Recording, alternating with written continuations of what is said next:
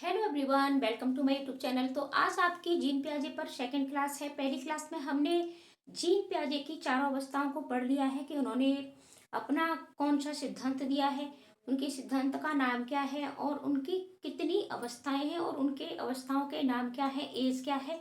लेकिन आज का हमारा टॉपिक है कि उनकी जो अवस्थाएं हैं, तो उन अवस्थाओं में बच्चा कौन कौन सा व्यवहार करता है, कहाँ कहाँ से आपके प्रश्न पूछे जाते हैं। तो इस सब पर चर्चा होगी। वीडियो लंबी होगी और डिटेल में सारी चीज़ों को हम पढ़ेंगे। तो आप वीडियो को लास्ट तक अवश्य देखें, यानी वीडियो के अंत तक आप अवश्य बने रहें। और चैनल पर अगर आप पहली बार जुड़ रहे हैं तो चैनल को सब्सक्राइब भी अवश्य कर लें। तो देखो, सबसे पहली बात कर लेते हैं जीन पियाजे की। ये स्विट्जरलैंड के निवासी थे और उन्होंने जो भी प्रयोग किए ये अपने बच्चों पर किए। अपने इनके 3 बच्चे थे, उन्हीं पर इन्होंने प्रयोग किया और फिर इन्होंने एक संज्ञानात्मक विकास का सिद्धांत दिया। और ये वीडियो मैं लिंक डिस्क्रिप्शन में डाल दूंगी, वहां जाकर के आप उस वीडियो को भी अवश्य देख लें।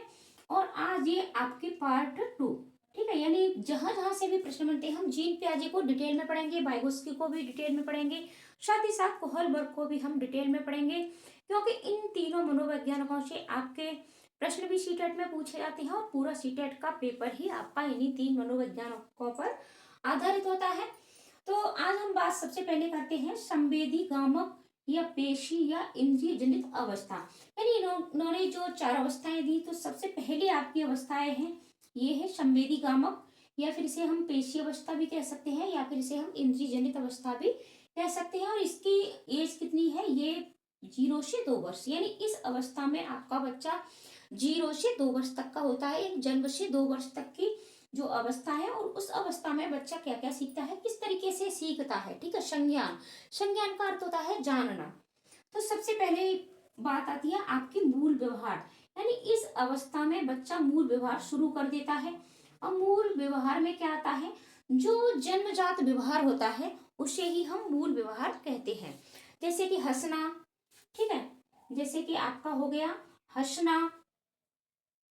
अब हंसना बच्चे को सिखाया नहीं जाता, ठीक है। रोना, बच्चा जैसे ही पैदा होता है रोना शुरू कर देता है, ठीक है। भूख लगना, तो हंसना, रोना, ठीक है, बड़बड़ाना, ये सारी चीजें क्या है कि बच्चा मूल व्यवहार अपना शुरू कर देता है। अब ये कैसे शुरू करता है कि जैसे कि बच्चा बहुत ही आपका 1 दिन का बच्चा है, 2 दिन का बच्चा है, 4 दिन का है, ठीक है।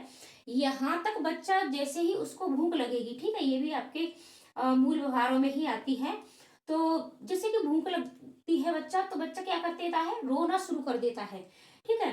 और आप बच्चे को खिलाइएगा, दुत्कारिएगा, तो ठीक है, वो खिलखिलाना भी शुरू कर देता है।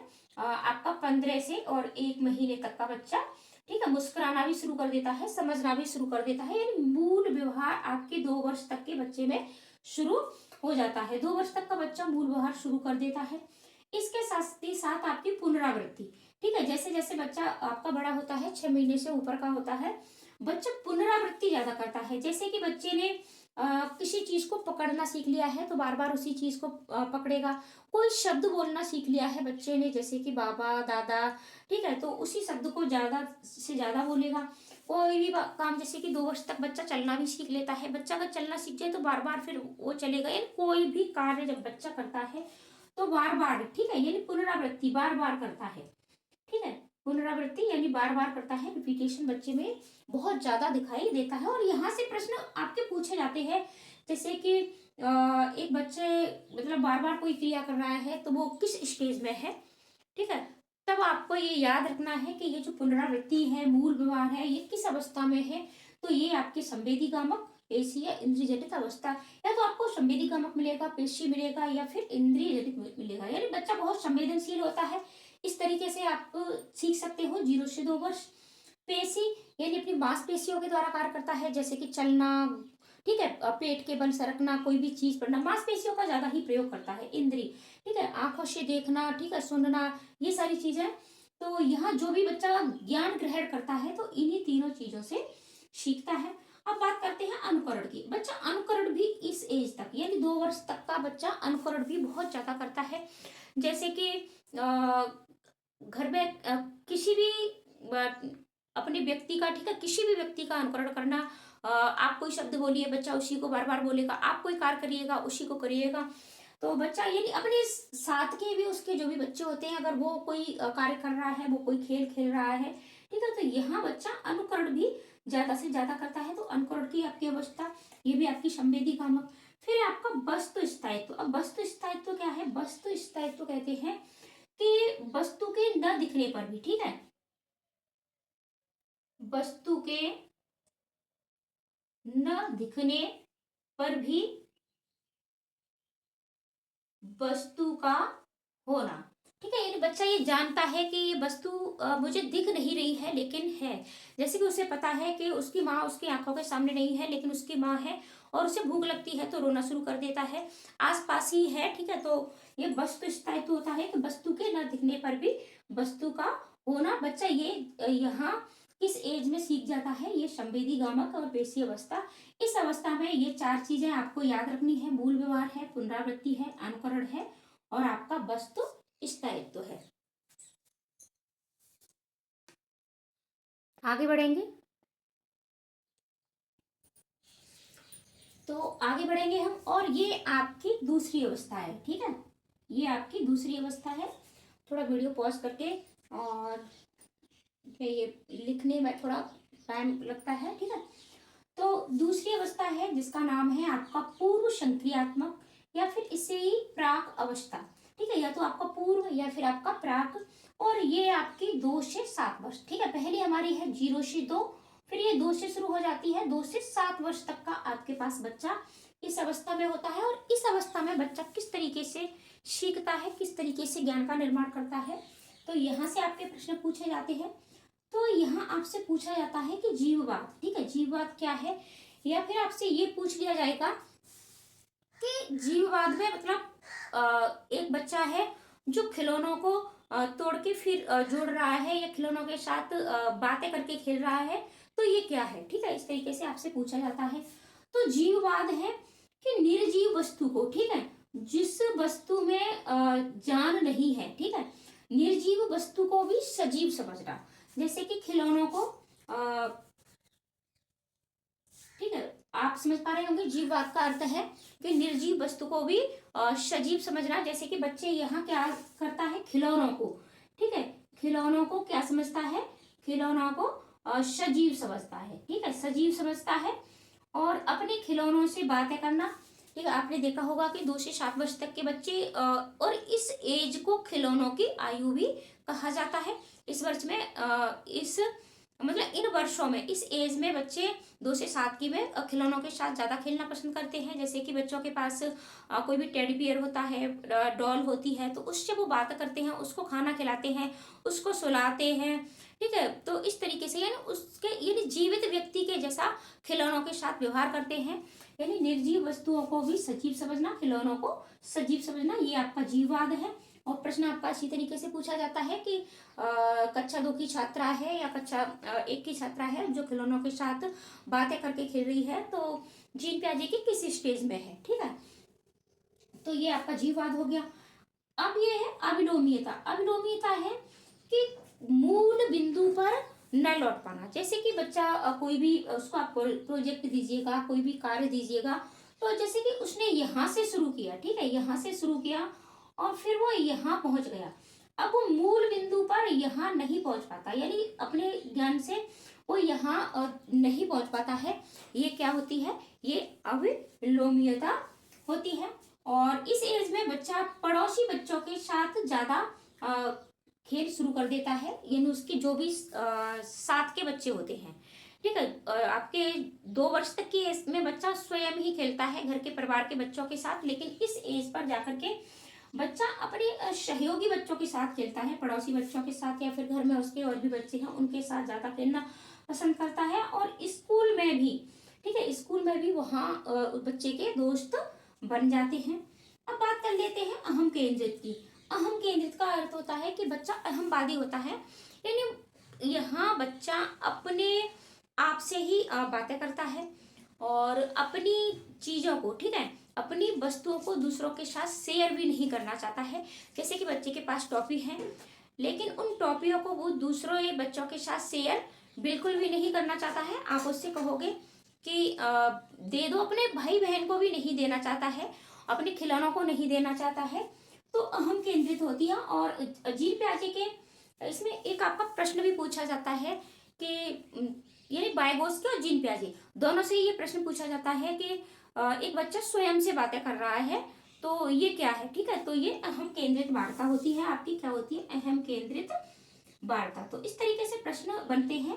एक बार आप जीन प्याजे, बायगोस्की, कोहलबर्ग इन तीनों को अच्छे से पढ़ लीजिएगा और फिर पढ़ने के बाद, ठीक है, फिर हम इस के प्रश्नों पर ज्यादा से ज्यादा प्रैक्टिस करेंगे कि प्रश्न किस तरीके से पूछे जाते हैं। पीवाईक्यू की प्रैक्टिस आप जितनी ज्यादा करेंगे, सीटेट आपकी उतनी ही मुट्ठी में होगा। और अगर वीडियो आपको अच्छी लगती है तो प्लीज अपने दोस्तों को शेयर भी कर दें। हम इतनी मेहनत से बेस्ट कंटेंट देने की आपको कोशिश करती हूँ, जहां जहां से प्रश्न बनते हैं, ठीक है, वही सारी चीजें आपको देने की कोशिश करती हूँ। तो आपकी ये एज भी हो गई, तो हमने दोनों को पढ़ लिया है। और आप पहली वाली वीडियो भी आप अवश्य देखना।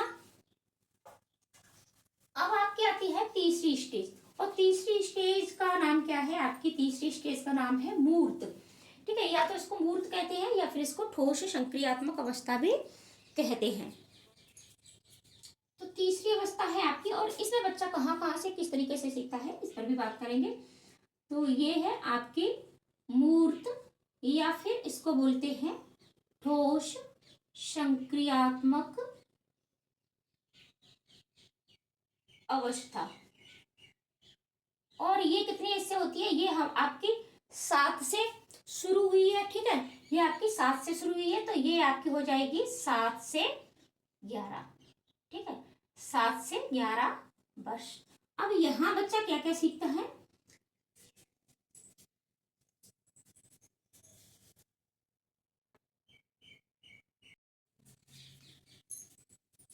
बोर्ड थोड़ा छोटा है, ठीक है, तो इसलिए मैं वीडियो पॉज कर देती हूँ।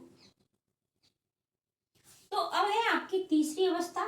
तीसरी अवस्था में बच्चा ज्ञान का निर्माण किस तरीके से करता है, तो चलो इसे भी सीखते हैं। तो इस अवस्था का नाम है आपका मूर्त, या फिर ठोस संक्रियात्मक अवस्था। मूर्त का यानी मूर्ति, आप, ठीक है, मूर्ति एक ठोस रूप में होती है, आकार होता है, ठीक है। तो ठोस यानी ठोस चीज, वस्तुएं, ठीक है, वस्तुएं जब बच्चे के सामने होती है तो वस्तुओं के द्वारा देख करके बच्चा अपने ज्ञान का निर्माण करता है। जैसे यहाँ बच्चा, ठीक है, आपका 7 से 11 वर्ष का हो जाता है, थोड़ा बच्चा बड़ा हो जाता है। तो यहाँ बच्चा ये नहीं है कि टीचर ने बोल दिया, माँ ने बोल दिया, ठीक है, उसके पापा ने बोल दिया, उसके दोस्तों ने बोल दिया, तो उस ज्ञान को उसी तरीके से ग्रहण नहीं करता है, नहीं मानता है। यहाँ बच्चा तर्क करना शुरू कर देता है, ठीक है, तर्क पर आधारित चिंतन शुरू करता है, चिंतन करता है ये ऐसा क्यों है, ठीक है, ये ऐसा क्यों है, और मूर्त चिंतन करता है। यहाँ बच्चा जो भी चिंतन करता है वो मूर्त रूप से करता है, ठीक है, बच्चे को कोई वस्तु आप दिखा सकते हो, उस पर चिंतन करेगा। अमूर्त चिंतन यहाँ अभी इस एज तक बच्चा नहीं कर पाता है। यहाँ बच्चा क्रमबद्धता सीख जाता है, ठीक है। आपका बच्चा जब 7 वर्ष तक का होता है, ठीक है, यानी दूसरी स्टेज तक, तब तक बच्चा क्रमबद्धता नहीं सीखता है, यानी क्रम से लगाना नहीं सीखता है। आप बच्चों को कोई भी चीज दे दीजिएगा, ठीक है, तो यहाँ बच्चा क्रमबद्धता सीख जाता है, क्रम में लगाना सीख जाता है। और क्रम के बाद यहाँ बच्चा भार भी सीख जाता है कि कितना वजन है, कितना ज्यादा है, कम है, ठीक है, क्रम तो ये सीख ही जाता है। आकार में, ठीक है, भार, क्रम, आकार, ये सारी चीजें बच्चा यहाँ सीख जाता है। जैसे कि आकार की बात करें तो जब तक आपका बच्चा देखा होगा आपने 2 वर्ष तक का है, ठीक है, 4 वर्ष का है, 5 वर्ष का है, अगर यहाँ आकार की बात कर ले तो आप इसको इस तरीके से समझिएगा कि एक गिलास आपका इस तरीके का है, ठीक है, ये इसका आयतन ज्यादा है, ठीक है, और एक आपका कम आयतन का है इस तरीके से, और दोनों में आपने बराबर दूध डाल दिया, ठीक है, या आपने बच्चों को जूस दे दिया, कोई भी चीज दे दी, तो फिर आप बच्चों से कहो कि ले लो, बच्चे इस वाले को न लेकर के इस वाले को लेंगे, क्योंकि बच्चों को लगता है कि यहाँ इसमें चीज ज्यादा है, ठीक है, और ये आयतन इसका चौड़ा होने के कारण यहाँ वस्तु कम दिखाई देती है और यहाँ वस्तु ज्यादा दिखाई देती है। लेकिन इस स्टेज पर आकर के 7 से 11 मूर्त और ठोस सक्रियात्मकता, यहाँ बच्चा आकार के बारे में भी सीख जाता है, क्रमबद्धता सीख जाता है, भार के बारे में भी सीख जाता है, संरक्षण और परिरक्षण ये भी बच्चा आपका सीख जाता है। ये सारी चीजें कब आती हैं, तो ये सारी चीजें आपकी मूर्त और ठोस संक्रियात्मक अवस्था में आती है जीन पियाजे की तीसरी अवस्था में। तो ये भी आपको समझ में आ गया होगा। अगला हम देखते हैं, और अगली अवस्था है आपके अमूर्त, ठीक है, जिसको अमूर्त या औपचारिक भी बोलते हैं, ठीक है, अमूर्त या औपचारिक भी बोलते हैं। और ये आपकी होती है 11 से ऊपर, 11 से 15 मिल जाए आपको, या फिर 11 से ऊपर 11 से 13, इस तरीके से आपको मिलती है। तो ये आपकी चौथी अवस्था होती है, और इसका नाम है अमूर्त, या फिर इसको आप कह सकते हो औपचारिक अवस्था। और ये आपकी हो जाती है, आप इसको इस तरीके से लिख लो, 11 से ऊपर, ठीक है, 11 से ऊपर। ये आपको 11 से 13, 11 से 15, 11 से ऊपर इस तरीके से मिलेगी। आपको सिर्फ ये 11 रखना है, ठीक है, यानी 11 से ऊपर आपको जो भी मिल जाए एग्जाम में, ठीक है, ये कोई निश्चित नहीं है। ये 11 से ऊपर का बच्चा, यहाँ बच्चा अमूर्त चिंतन शुरू कर देता है, जिसको औपचारिक चिंतन भी कहते हैं। तो इस अवस्था में बच्चा क्या क्या सीखता है, थोड़ा इन्हें भी हम लिख लेते हैं, और इसे भी हम सीखते हैं। साथ ही साथ आपका जो भी समायोजन है, समावेशन है, स्कीमा है, इन सबको भी हम सीखेंगे, क्योंकि यहाँ से ही आपके प्रश्न बनते हैं। वीडियो लंबी है, लेकिन डेली इसी तरीके से कंटेंट आपको मिलते रहेंगे। तो इसमें जैसे कि बच्चा यहाँ आपका सबसे पहले तो हम ऐसे ही लिखते हैं कि अमूर्त चिंतन शुरू कर देता है, ठीक है, यहाँ बच्चा अमूर्त चिंतन शुरू कर देता है, यानी बिना मूर्त के, ठीक है, बिना कोई भी ठोस वस्तु उसके सामने नहीं होती है, फिर भी वो चिंतन शुरू कर देता है। मूर्त चिंतन में क्या होता है कि बच्चे के सामने जैसे कि वो कल्पना नहीं कर सकता है कि घोड़ा कैसा होता है, ठीक है, उसको दिखाना पड़ता है चीजें, कोई किसी भी वृक्ष को तो उसको सामने दिखाना पड़ता है, लेकिन यहाँ बच्चा कल्पना कर सकता है, ठीक है, जो चीजें उसने नहीं देखी है फिर भी वो उसकी कल्पना कर सकता है, ठीक है। अमूर्त चिंतन यहाँ शुरू हो जाता है। साथ ही साथ यहाँ आपका हो जाता है अपसारी चिंतन, ठीक है, अपसारी चिंतन। तो अपसारी चिंतन क्या है, देखो आपकी जो भी इससे वो पहले वाली जो ठोस या मूर्त संक्रियात्मक अवस्था है, वहां बच्चा अभिसारी चिंतन करता है। और यहाँ से प्रश्न आपके शीटेट में बहुत पूछे जाते हैं, अपसारी और आपका अभिसारी। तो देखो अभिसारी चिंतन क्या है, अभिसारी चिंतन होता है कि यानी जितना आपने बच्चे को बता दिया है बच्चा उतना ही बता पाएगा। जैसे कि आपसे बच्चे से आप पूछ लो, कहीं की राजधानी के बारे में पूछ लो, या कोई भी प्रश्न पूछ लो, तो उसका सिर्फ एक बंधा बनाया प्रश्न बच्चा जब उत्तर देता है, अभिसारी चिंतन होता है, सिर्फ अभिसारी चिंतन कर सकता है। लेकिन अपसारी में ऐसा क्यों है, कहाँ है, क्यों हुआ, ठीक है, बहुत तरीकों से, ठीक है। जैसे कि ये आपका कोई प्रश्न है, जैसे कि बच्चे से आपने पूछा कि आपका नाम क्या है, और बच्चे ने नाम बता दिया, ठीक है, यहाँ सिर्फ बच्चा अपना नाम ही बता पाएगा अभिसारी चिंतन में। लेकिन यहाँ आप बच्चे से पूछोगे कि आपका नाम ऐसा क्यों है, ठीक है, ऐसा क्यों है, मेरा नाम माँ बाप ने ऐसा क्यों रखा, ठीक है, इसके क्या क्या अर्थ हो सकते हैं, आप इस तरीके से, यानी बच्चा अभिसारी चिंतन अपसारी चिंतन शुरू कर देता है। एक ही चीज को, एक ही वस्तु को कई तरीके से सोचना, ठीक है। और इसके बाद होता है तार्किक, यानी बच्चा तर्क तो करना यहाँ शुरू कर ही देता है। बच्चा बहुत ज्यादा यहाँ आपका तर्क करता है, अपसारी चिंतन करने लगता है, और इसके साथ साथ आपका अमूर्त चिंतन भी करता है। तो ये आपकी तीसरी अवस्था हो गई। और अब हम पढ़ेंगे आपका स्कीमा क्या है, और ठीक है, संक्रिया क्या है, ये सारी चीजें हम पढ़ेंगे। और यहाँ बच्चा आपका समस्या का समाधान भी कर लेता है, ठीक है, कोई भी बच्चे के पास समस्या है तो यहाँ बच्चा, क्योंकि यहाँ बच्चे ने अमूर्त चिंतन शुरू कर दिया है, तो वो स्वयं से इन सारी चीजों को मतलब सॉल्व कर लेता है, समस्या का समाधान कर लेता है। अब बात कर लेते हैं स्कीमा की। तो यहाँ से भी प्रश्न आपका पूछा जाता है कि स्कीमा क्या है, ठीक है, आपका समावेशन क्या है,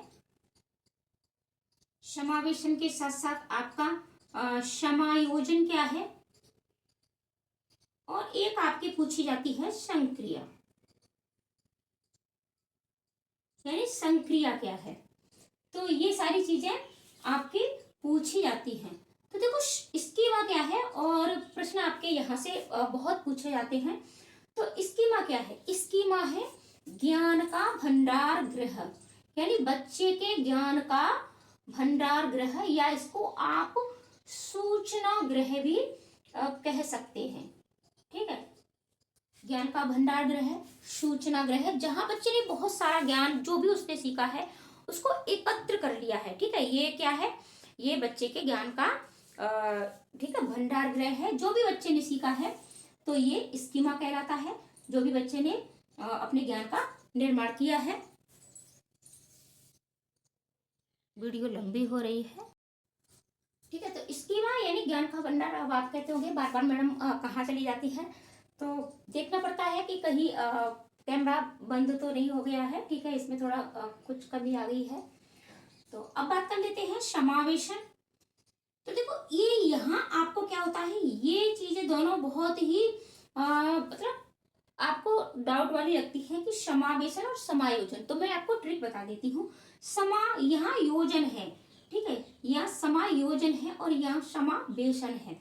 तो समावेशन, समावेशन कहते हैं कि किसी भी ज्ञान को, ठीक है, बच्चे का ज्ञान का भंडार है तो इसी भंडार गृह में और भी समावेशन हो जाता है। ठीक है, दूसरा यानी यहाँ बच्चा क्या करता है कि उसके पास जो भी ज्ञान है उसमें और नए ज्ञान को बिना अंतर किए जोड़ना। ठीक है, बिना अंतर किए जोड़ना, उसका जो भी ज्ञान है, जो भी उसको पहले से पता है उसी में और ज्ञान को जोड़ना, बिना अंतर किए जोड़ना। थोड़ा सा ज्ञान उसको पहले से था और उसमें थोड़ा सा ज्ञान उसने और बढ़ा लिया। लेकिन समायोजन क्या है? समायोजन है कि बच्चे को जैसे कोई ज्ञान पहले से था, फिर उसी चीज के बारे में उसको नई जानकारी मिली, तो उसमें मतलब व्यवस्थित करके, ठीक है, उसने सीखा कि नहीं इसमें से इतना सही है और इतना गलत है, दोनों को व्यवस्थित करना। ठीक है, यहाँ क्या करना है? ज्ञान को व्यवस्थित करता है बच्चा। अभी मैं एग्जाम्पल दूंगी तब आपको समझ में आएगा। ज्ञान को व्यवस्थित करता है बच्चा। तो ज्ञान को व्यवस्थित कैसे करेगा? जैसे कि बच्चे ने मोर को देखा, ठीक है, उसके पंख होते हैं, तो फिर बच्चे ने मुर्गा को देखा, ठीक है, उसके भी यहाँ पंख होते हैं। तो यहाँ बच्चा क्या करता है? समावेशन में पहले उसने मुर्गे को देखा, फिर मोर को देखा, या मोर को देखा या उसको देखा, ठीक है। लेकिन यहाँ पहले बच्चा क्या सोचता है कि जिसके भी पंख होते हैं वो सभी क्या होता है? मोर होते हैं। लेकिन जब उसने मुर्गे को देखा तब उसने जान लिया कि नहीं, मुर्गा अलग है और मोर अलग है। जैसे कि बच्चा जानता है कि कौवा काला होता है, ठीक है, आप दूसरे एग्जाम्पल से समझिएगा, कौवा काला होता है। लेकिन फिर उसने यहाँ क्या देखा? उसने देखा कोयल को। फिर उसने अपने ज्ञान को व्यवस्थित किया कि नहीं, हर मतलब काला पक्षी आपका कौवा नहीं होता है, कोयल भी होती है। तो ये ज्ञान को व्यवस्थित करना, ठीक है। और ये होता है संक्रिया। संक्रिया क्या है? संक्रिया से भी, तो संक्रिया यानी खिलौनों को तोड़कर, ठीक है, खिलौनों को तोड़कर जोड़ना। आपने देखा होगा कि छोटे छोटे बच्चे होते हैं, कोई भी उनके पास खिलौना होता है तो उसको तुरंत तो मतलब उसके अंजर पंजरों को सबको तोड़ देंगे और फिर उसको लगाएंगे। यानी ज्ञान को तोड़ करके, उसको खंड खंड में जो तोड़ करके फिर उसको व्यवस्थित करना, ठीक है। यानी कि किस तरीके से, इसी सिर्फ एक खिलौना तो उदाहरण है।